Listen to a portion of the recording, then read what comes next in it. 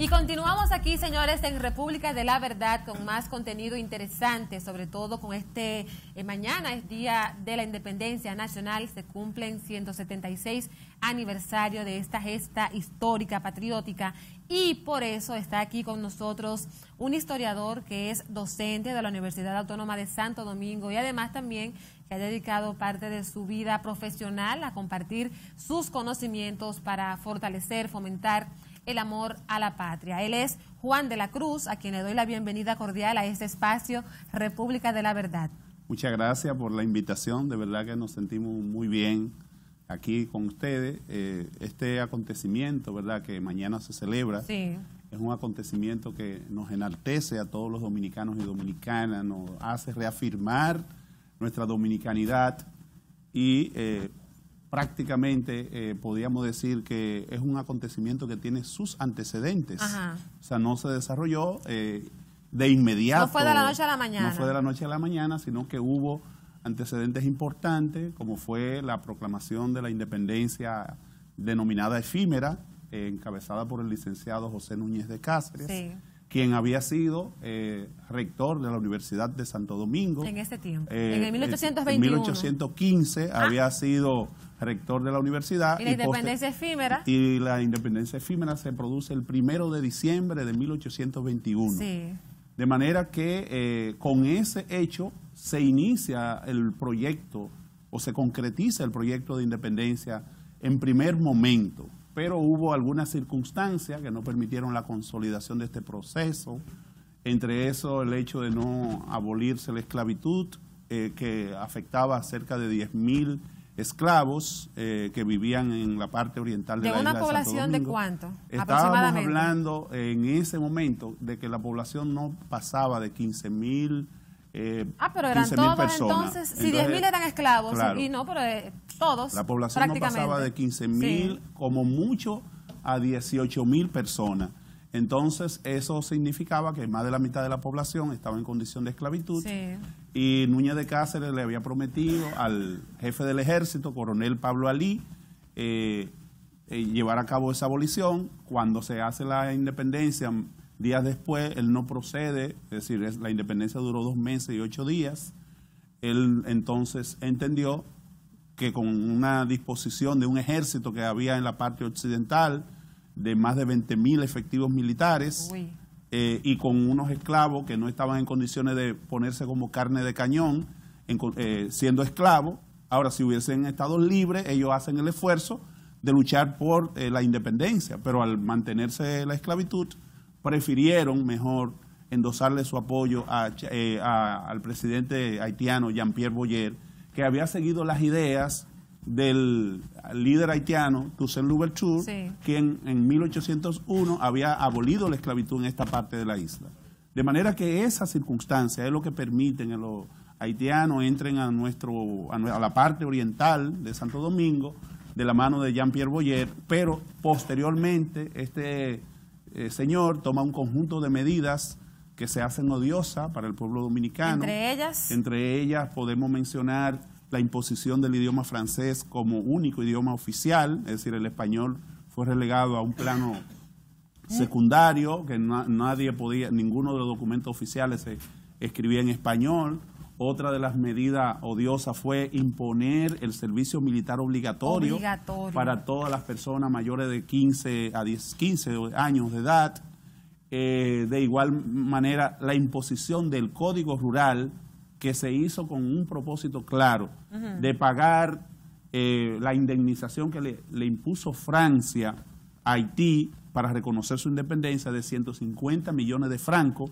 150 millones de francos, que en ese tiempo era un dineral. Y ahora también lo es. Claro. Entonces, en ese sentido, la población de la parte oriental también tenía que pagar por algo que no había disfrutado. Sí. Entonces, toda esa circunstancia y el hecho mismo de que el Código Rural establecía que los dominicanos de lunes a viernes no podían hacer ningún tipo de fiesta, ni de ir a la gallera, ni cosas por el estilo. Es decir, se impuso prácticamente de lunes a viernes hasta las 6 de la tarde.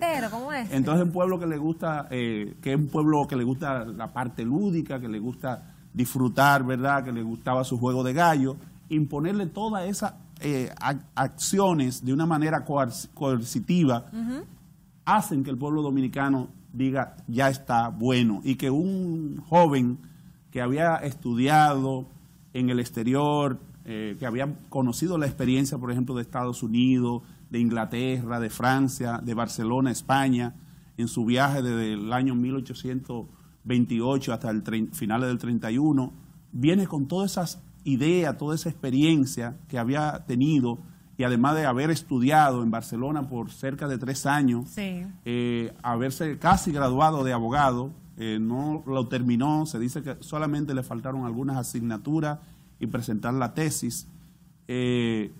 Toda esa circunstancia, entonces, a su regreso encuentra a varios jóvenes amigos que estaban conspirando contra el gobierno de Jean-Pierre Boyer, como es el caso del periodista José María Serra, que estaba escribiendo un manifiesto diario, o cada vez que se presentaban situaciones que afectaban a los dominicanos, él escribía un manifiesto y lo distribuía en hora de la madrugada por todas las puertas. De manera clandestina, por las ciudades, en la ciudad de Santo Domingo. Entonces Duarte se da cuenta que es su amigo, sí, el que está en eso, y se une a él por varios años en esa labor de propaganda, de denuncia contra los atropellos cometidos por el gobierno haitiano. De manera que es en ese contexto que Juan Pablo Duarte, varios años después, le propone a su amigo Serra que cree en la Sociedad Secreta La Trinitaria. Y junto a varios jóvenes más, toman esa decisión el 16 de julio del año 1838. De manera que ese movimiento de la Trinitaria jugó un rol importantísimo de educación entre los jóvenes de entonces. Hay que destacar que esos jóvenes, su edad oscilaba entre los 18 y 25 años. Uy, jovencitos. Lo que deja ver que lo que está pasando hoy en nuestro país, por ejemplo, no es casual. Es que la juventud siempre ha jugado un rol importante en los procesos de cambio, en los procesos de transformación de la sociedad. Y Juan Pablo Duarte, que era en ese momento hijo de uno de los comerciantes más destacados de la ciudad colonial, hijo de don Juan José Duarte, que era un comerciante de artículos ferreteros y de artículos de marina. Prácticamente uno de los negocios, digamos, de mayor movimiento económico, porque estaba en la zona próxima al puerto de Santo Domingo, hace que este joven, que además tenía un liderazgo natural, sí, entre sus compañeros, sus amigos, se dedica a desarrollar una labor educativa con sus compañeros, vamos a decir, con sus contemporáneos. Y esa labor educativa incluye la enseñanza de filosofía, con el apoyo del sacerdote peruano, Gaspar Hernández, que estaba en nuestro país en ese momento, sí, con otros importantes intelectuales como Juan Moscoso, Juan Vicente Moscoso, que apoyaban esa labor educativa en el orden de la enseñanza de la historia, enseñanza de geografía, enseñanza de idiomas, matemáticas. Es decir, que la juventud de esa época recibió de Duarte y de gran parte de sus amigos ese apoyo, vamos a decir, educativo, ya que no todo el mundo tenía posibilidad de irse al exterior a estudiar. Entonces Duarte, cuando regresa, crea ese espacio en uno de los almacenes de su padre y desarrolla una labor educativa, pero al mismo tiempo a los que eran miembros de la Trinitaria lo entrenaba en el uso de las armas. De las armas también. Tan es así que Juan Pablo Duarte en 1834 decide integrarse en el ejército haitiano. Ya no solo el servicio militar obligatorio, que todo el mundo tenía que hacerlo, sino que él decidió ser miembro del ejército haitiano para aprender y desarrollar el arte de la guerra. Las estrategias también. Claro, porque él sabía que no era posible la independencia sin, en un momento determinado, tener que usar las armas frente a los vecinos haitianos. Y es en ese marco que él también orienta a varios de sus compañeros a integrarse al ejército. Es el caso, por ejemplo, de uno de los importantes miembros de la Trinitaria, Mella, que ya cuando se integra a la Trinitaria, ya él estaba en el ejército haitiano. Con 19 años, Mella ya había pasado a ser gobernador militar de San Cristóbal. Es decir, que eso deja ver que Mella era un hombre de una gran capacidad militar, sí. Se había desarrollado, había sido partícipe de ese proceso. Ayer fue justamente en el día de antes de ayer, natalicio. Fue que se produjo un aniversario de su natalicio. De manera que todo eso nos deja ver a nosotros que todos esos jóvenes tenían una claridad de pensamiento de que la independencia solo era posible asumiendo un rol activo de concientización de la población, de formación de ellos mismos y de prepararse para lo que viniese en términos militares. Sí.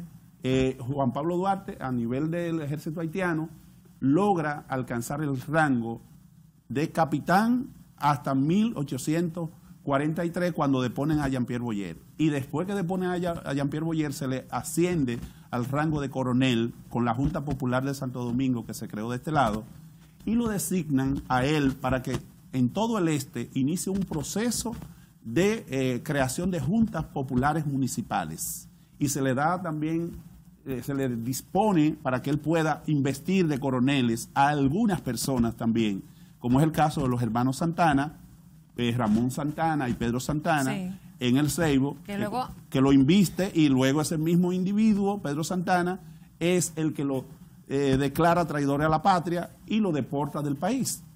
Mire, yo quisiera saber, hay algunos historiadores, no sé si lo hacen adrede, no sé si es porque realmente ocurrió, si forma parte de la historia, que hacen mucho énfasis en decir que la ocupación haitiana, además de todas las prohibiciones que usted señala, también se produjo, qué sé yo, abuso, maltrato, de una forma que hasta... Yo he escuchado personas que dicen, a los niños los tiraban hacia arriba y le disparaban. O sea, es como decir que había una especie de salvajismo y de crueldad del lado de los invasores hacia los dominicanos de la época, que también supuestamente motivó toda esta revuelta. Realmente esas crueldades que muchos historiadores narran, ¿se dio o es un asunto del fomento del odio entre las dos naciones? ¿Qué básicamente fue lo que pasó? Mire, sin duda alguna que eso es parte de yo podría decir, de una narración que se ha construido maliciosa para dividir a los dos pueblos que compartimos la isla. Sí. Sin duda alguna que las decisiones que tomó Jean-Pierre Boyer en muchos casos afectaron a la población de la parte oriental de la isla. ¿Cuáles medidas podríamos decir? Aparte de la que ya he mencionado, el hecho de que los dominicanos o los miembros de la parte oriental no podían tener propiedades si no asumían la nacionalidad haitiana. Eso sí es algo negativo. ¿Por qué? Porque los habitantes de este lado no se consideraban haitianos, sino que ya incluso el gentilicio de dominicano desde el siglo XVIII se venía utilizando. El propio Núñez de Cáceres, aunque no declara, no le pone República Dominicana al Estado independiente que él creó, sino Estado independiente de Haití español, le puso. Pero la declaratoria de independencia decía declaratoria de independencia del pueblo dominicano. O sea, que aún él no le puso Estado dominicano a esta parte de la isla, sin embargo, le puso al documento, a la declaración de independencia, le puso declaratoria de independencia del pueblo dominicano. Eso deja ver que él también sabía ya que los dominicanos se autodenominaban con el gentilicio de dominicanos. Entonces, eso nos deja ver a nosotros que prácticamente eso fue un error cometido por Jean-Pierre Boyer, obligar a los habitantes de esta parte para tener propiedades, para poder tener negocios. Si no no asumían la nacionalidad haitiana, no podían tener negocio.